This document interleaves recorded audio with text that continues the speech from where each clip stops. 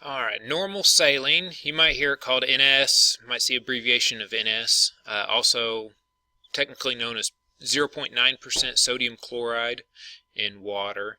It is an isotonic crystalloid fluid, so it has isotonic, it has the same osmolarity as body fluid. The way it works, or what it's for, just replaces water and sodium chloride in the body. It's just used to rehydrate patients, really. There's not really a pregnancy class for it. It's safe. You can give it to anybody. It doesn't matter if they're pregnant or not. Indications that we're going to give it for: hypovolemia, heat-related illnesses, diabetic ketoacidosis, and then we can also use it to keep vein open. We use it all the time. It's pretty safe. There's not really, anytime you think someone's dehydrated, give them some saline. Anytime you get a tachycardic patient that you think might be a little bit dehydrated, it's pretty safe medicine. You can give usually a 250 ml bolus to just about anybody without any adverse effects. DKA, we're using that for, they're in diabetic ketoacidosis, blood sugar's really high, and we're using that to kind of dilute it down, help lower down the blood pressure or blood sugar, and also rehydrate them because they're usually dehydrated. And then keep IV line open. It's just going to be a real slow rate for that, 30, 50 milliliters an hour, something like that. It just keeps everything from clotting off, the IV catheter from clotting off. Only real contraindication, if you will, is whenever you think they're fluid overloaded for whatever reason. CHF, you got crackles going on, you do breath sounds, it sounds like they're full of fluids, then that's going to be a sign. Renal failure, those patients that are on dialysis, we want to be kind of cautious with them. Just anytime we think they might have too much fluids.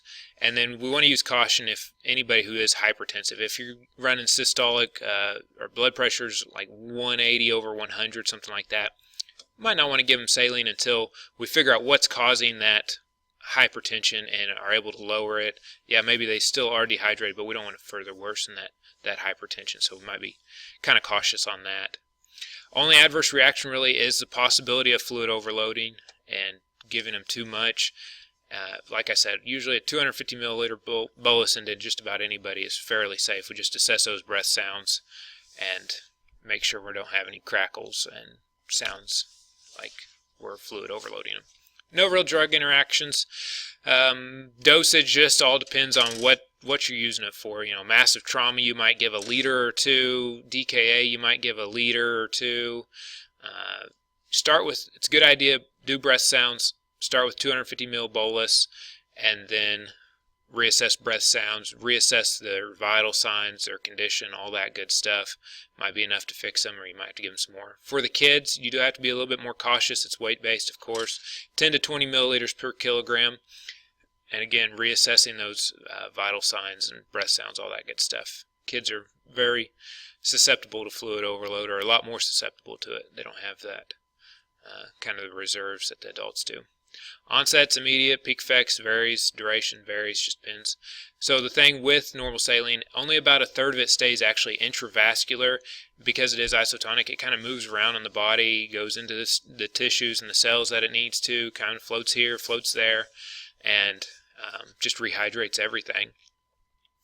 And so you might have to give, if someone is strictly volume depleted as in a massive hemorrhage, we might have to give higher dosages of it. Just something to know that it does kind of migrate everywhere into the body.